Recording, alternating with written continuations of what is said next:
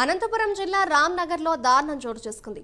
BC బాలుర వసతి గృహంలో ఇంటర్మీడియట్ విద్యార్థి అనుమానాస్పద స్థితిలో మృతి చెందాడు. అయితే తేజ తన బాత్రూంలో టవల్తో ఉరివేసుకుని ఆత్మహత్య చేసుకున్నట్లు తోటి విద్యార్థులు చెబుతున్నారు. స్థానిక ప్రభుత్వ జూనియర్ కళాశాలలో తేజ ఎంపీసీ మొదటి సంవత్సరం చదువుతున్నాడు. అయితే తేజ కాలు నేలకు ఆనుకొని ఉండటం, మెడపై గాయాలు లేకపోవడం, కాలిపై ఎవరిదో సెల్ నంబర్ ఉండటంతో అనుమానాలు వ్యక్తమవుతున్నాయి.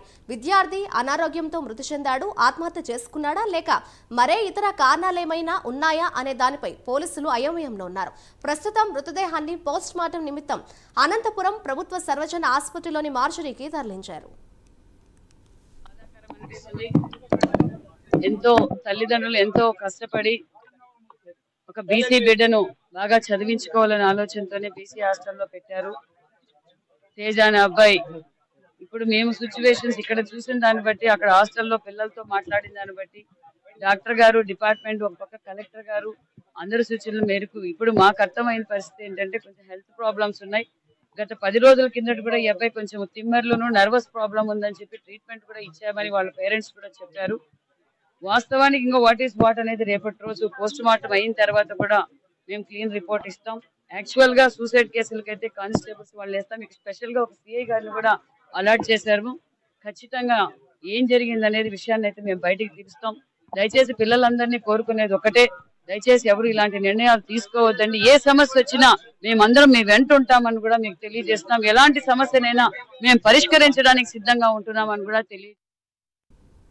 అనంతపురం జిల్లాలోని బాలుర వసతి గృహంలో ఒక విద్యార్థి మృతి చెందాడు. ఇదే అంశంపై మరింత సమాచారాన్ని మా ప్రతినిధి నాగేంద్రనాథ్ అందిస్తారు. నాగేంద్రనాథ్, చెప్పండి, విద్యార్థి ఆత్మహత్య చేసుకున్నాడా లేకపోతే ఇతర కారణాలు ఏమైనా ఉన్నాయా? దీనికి సంబంధించిన తాజా అప్డేట్స్ ఏ విధంగా ఉన్నాయి? మాధురి, అనంతపురం నగరంలోని రామ్నగర్ లో ఉన్నటువంటి బీసీ వెల్ఫేర్ హాస్టల్లో తేజ ఉంటున్నాడు.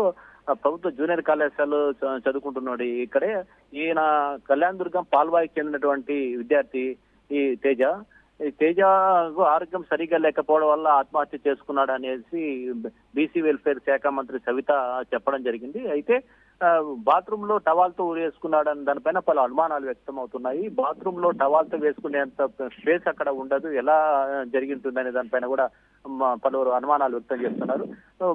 విద్యార్థి చనిపోయినాడా, ఉరేసుకుని చనిపోయినాడా అని తెలియగానే వెంటనే విద్యార్థులు హాస్టల్ వార్డెన్ దృష్టికి తీసుకెళ్లారు. హాస్టల్ వార్డెన్ అక్కడ ఉన్నటువంటి విద్యార్థులు హాస్పిటల్ కు వెంటనే హోటాహోటిని తీసుకెళ్లారు.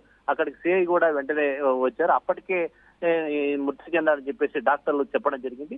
అయితే హాస్టల్లో చదువుతున్నటువంటి విద్యార్థి బాత్రూమ్ లో ఊరేసుకోవడం ఏంటి, ఎలా చనిపోయాడు అనే దానిపైన పలు అనుమానాలు వ్యక్తమవుతుంది. ఎవరైనా విద్యార్థుల మధ్య గొడవ జరిగింది అనేది కూడా ఒకటి స్పష్టంగా ఇక్కడ అర్థమవుతుంది. అయితే 3 రోజుల క్రితం గొడవ జరిగింది అబ్బాయికి వేరే వాళ్ళకి అనేది కూడా మంత్రినే చెప్పడం జరిగింది. అయితే అలాంటిదేమీ లేదు.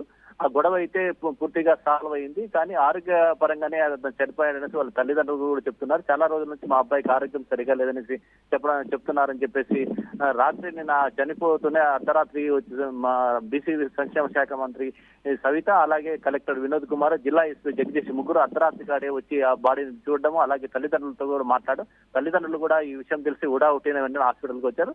ఈ విషయాన్ని ఆరోగ్యం సరిగా లేదని సవిత దృష్టి కూడా వాళ్ళు తల్లిదండ్రులు చెప్పడం జరిగింది. అయితే ఆ అబ్బాయి చనిపోవడం గొడవల వల్ల కారణంగా కాదు. నిన్న సాయంకాలం కూడా ఆ అబ్బాయి వాళ్ళ తల్లిదండ్రులతో మాట్లాడాడు, సెల్లు కావాలని కూడా గొడవ చేశాడు.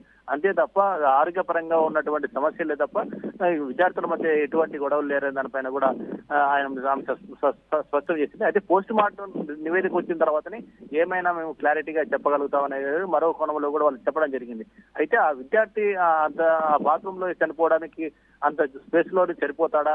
ఒకవేళ ఎవరైనా విద్యార్థుల గొడవలో కారణంగా వేరే వాళ్ళతో ఏమైనా తగాదాలో ఉండి ఏమైనా చంపారా, లేకుంటే ఆత్మహత్య చేసుకుంటే ఎటువంటి ఏమన్నా పోస్ట్ మార్టంలో తేలుతుందనేసి వాళ్ళు చెప్పడం జరుగుతుంది. డాక్టర్లు కూడా దీన్ని పోస్ట్ మార్టం చేస్తే తప్ప పూర్తిగా నివేదికలు చెప్పడం ఎక్కడా కానీ ఆ అబ్బాయి కాళ్ళు కిందకి ఆనుకున్నాయి అంటే అది పూర్తిగా ఆత్మహత్య అయి ఉండదు.